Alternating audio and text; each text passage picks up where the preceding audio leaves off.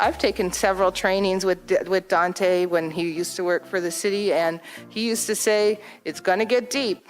So before I bring him out to the stage, I just want to give a little brief introduction. Dante King is a native of San Francisco, California.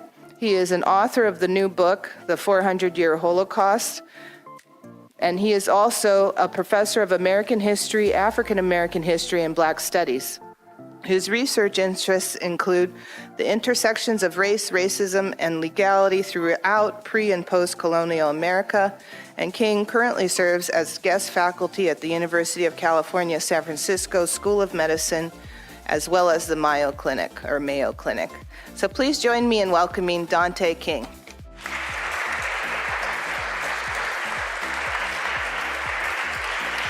I also want to recognize the San Francisco Public Library staff and the videographers who are here, the AV team.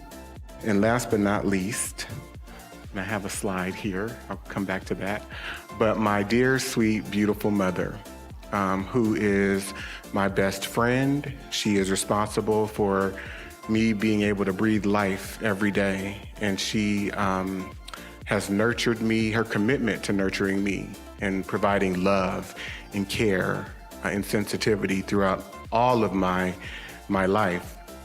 There are just not enough words.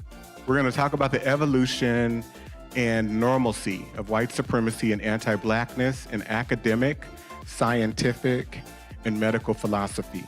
Education in America is just another institution to indoctrinate people to serve the interest of white people. You got that? So let me translate this to you, what he was saying. The reason why whites in the North are more intelligent than whites in the South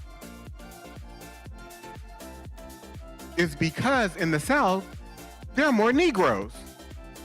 And so just being in proximity to Black people makes you less intelligent.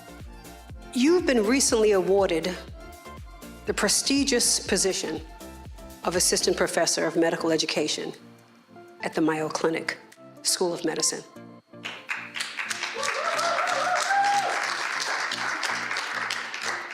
What would you recommend to others who understand the importance of critical race theory?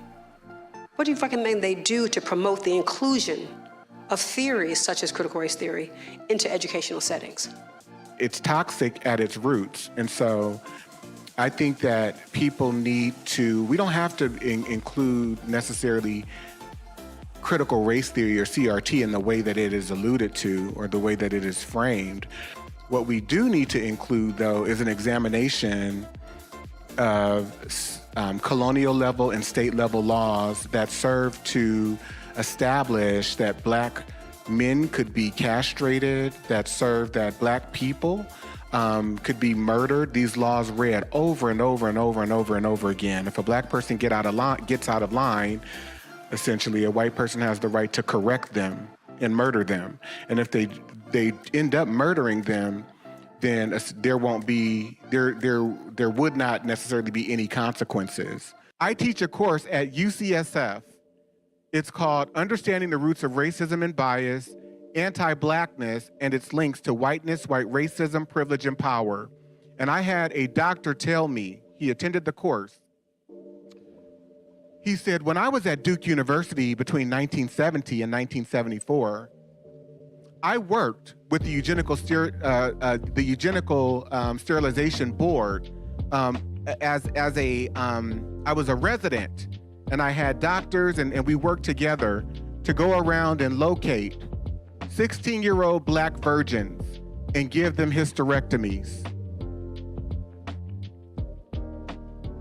Because there was legal precedent.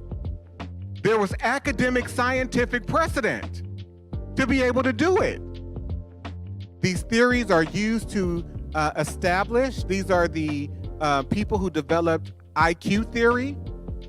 So whenever we're talking about IQ, my IQ is high, it's this, is that, it's all according to white standards, white psychological, diabolical, sociopathic standards that serve to do nothing but relegate Black people and non-white people into the bottom of this society. This is 1910 from a mayor in Baltimore.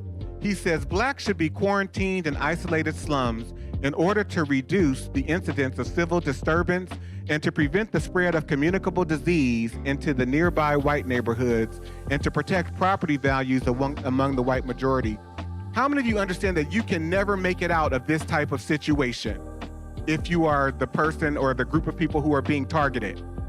If sex work was legal when white men were in control of it, why can't black women benefit from it? Loudness there's not a problem with loudness at its core if Tim and Bobby and his friends that he plays video games with are being loud. It may not even be a problem if white women or Mexican women are being loud, but black women? There's an anti-black sentiment. Oh, you laugh loud. I said, wow, now it's the laugh. Right? Next it's the hair, the cheekbones. It's unfavorable. You can be doing the same thing that others are doing, and it's just seen differently on you. That is a sickness. It is not you that is inferior. It is not you that has something wrong with you. It is the context that you're in that is destructive, that is not meant for your good. It is meant for your destruction. And so you need to validate yourself, all of your family members. There's not one condition that has been arranged or set up in this society that black people are responsible for. Not one. Not Pookie going to jail because he robbed the bank, or Quita prostituting herself. Most of the affluent, upper middle class communities where white people live in this country are segregated. So it's okay if they have their communities, we're not welcomed into it, but it's problematic when black people do it, and that represents the core of what I am discussing in my book around anti-blackness. The threats that I received when I put this book out and people wanting to come after me, I'm more concerned about that, And if someone does decide to attack me violently, or if I end up, dead, which I don't want that to happen, I'll knock on wood, but it happens to people it happened to Medgar Evers, it happened to Martin Luther King, it happened to Malcolm X, it happens to anyone who chooses to fervently and commercially disagree with this cultural environment, and anyone who espouses an opinion that does not favor or align with the masses. And I just can't be concerned about that because that's nowhere in my purpose at all whatsoever. In America, all of America's economies, starting with the institution of slavery, have been built with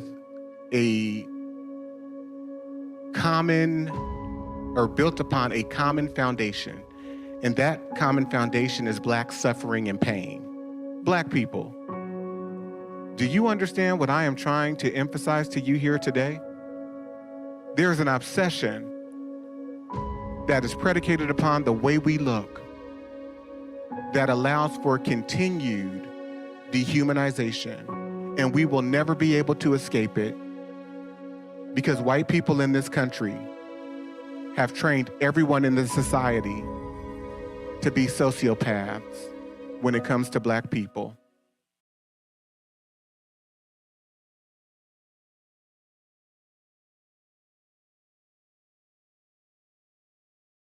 Hello, my name is Harold King.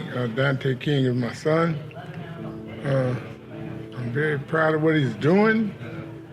He really enlightened a lot of people. I mean, he wrote a book. He told me he was writing a book. So I said, okay, I know it's going to be a hell of a book. So he gave it to me, and I've been reading it. Sort of disturbing, some of it, but it's enlightened a lot of people. I'm glad he's doing this. I mean, he's helping people, yeah. in general. I mean, individuals that feel, well, they have a feeling of not being wanted, of not having knowledge of where they are or their surroundings, really, and how people will treat you if you let them. It's all up to you how you feel about yourself. So I'm proud of my son. Thank God for him. He's been a blessing to me. And I love him. Good son.